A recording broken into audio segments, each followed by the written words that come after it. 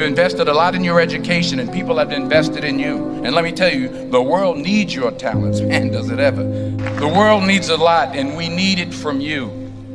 We really do. We need it from you young people. I mean, I'm not speaking for the rest of us up here, but I know I'm getting a little grayer. We need it from you, the young people, because remember this. So you got to get out there.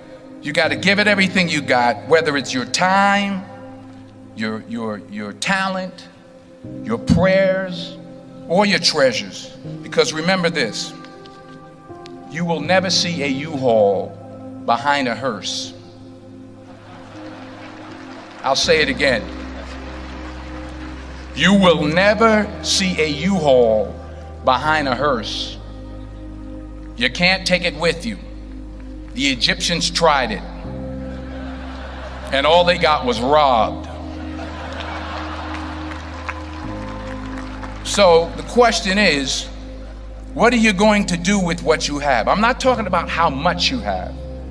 Some of you are business majors, some of you are theologians, nurses, sociologists. Some of you have money, some of you have patience, some of you have kindness, some of you have love, some of you have the gift of long suffering. Whatever it is, whatever your gift is, what are you going to do with what you have? Fail big. That's right. Fail big. Today's the beginning of the rest of your life, and it can be very frightening. It's a new world out there. It's a mean world out there, and you only live once. So do what you feel passionate about. Take chances professionally. Don't be afraid to fail. There's an old IQ test, was 9 dots, and you had to draw 5 lines with a pencil within these 9 dots without lifting the pencil. The only way to do it was to go outside the box. So don't be afraid to go outside the box. Don't be afraid to think outside the box. Don't be afraid to fail big, to dream big. But remember, dreams without goals are just dreams, and they ultimately fuel disappointment. So have dreams, but have goals. Life goals, yearly goals, monthly goals, daily goals. I try to give myself a goal every day. Sometimes it's just to not curse somebody out.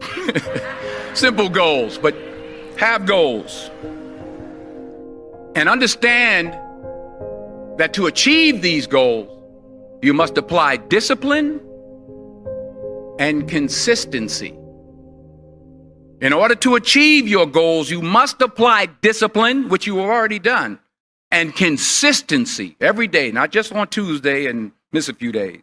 You have to work at it every day. You have to plan every day. You've heard the saying, we don't plan to fail, we fail to plan. Hard work works. Working really hard is what successful people do. And in this text, tweet, twerk world that you've grown up in, remember, just because you're doing a lot more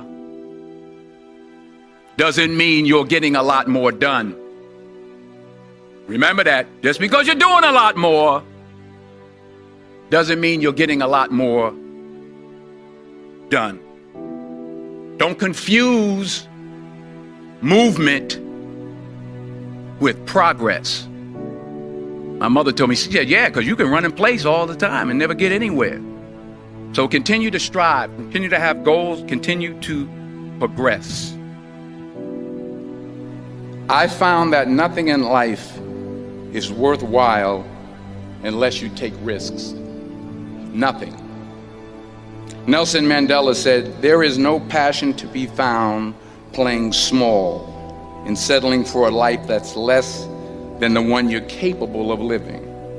Now, I'm sure in your experiences in school and applying to college and picking your major and deciding what you want to do with life, I'm sure people have told you to make sure you have something to fall back on. Make sure you got something to fall back on, honey. But I never understood that concept. having something to fall back on. If I'm going to fall, I don't want to fall back on anything except my faith. I want to fall forward. I figure at least this way I'll see what I'm going to hit. Fall forward. This is what I mean. Reggie Jackson struck out 2,600 times in his career, the most in the history of baseball. But you don't hear about the strikeouts. People remember the home runs. Fall forward. Thomas Edison conducted 1,000 failed experiments. Did you know that? I didn't know that. Because the 1,001st was the light bulb. Fall forward.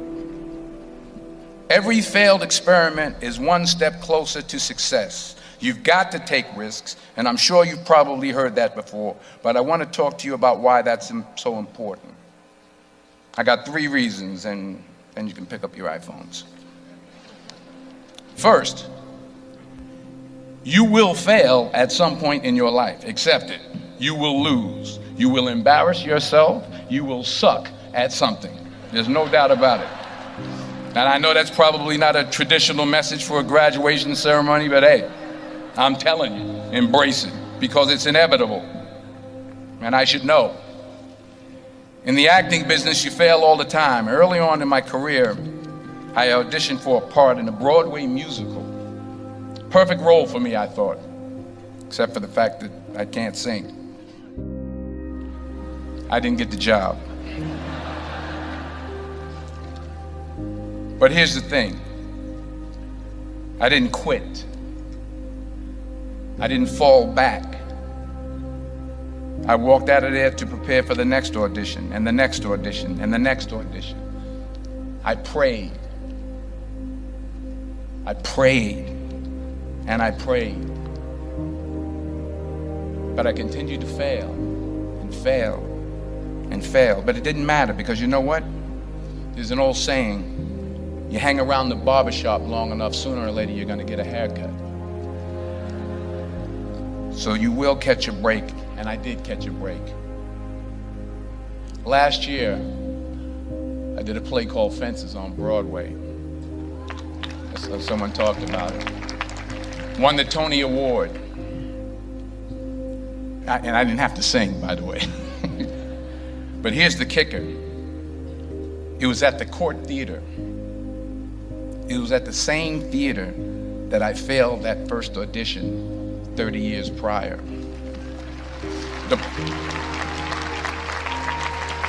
The point is, and I'll pick up the pace, the point is, every graduate here today has the training and the talent to succeed.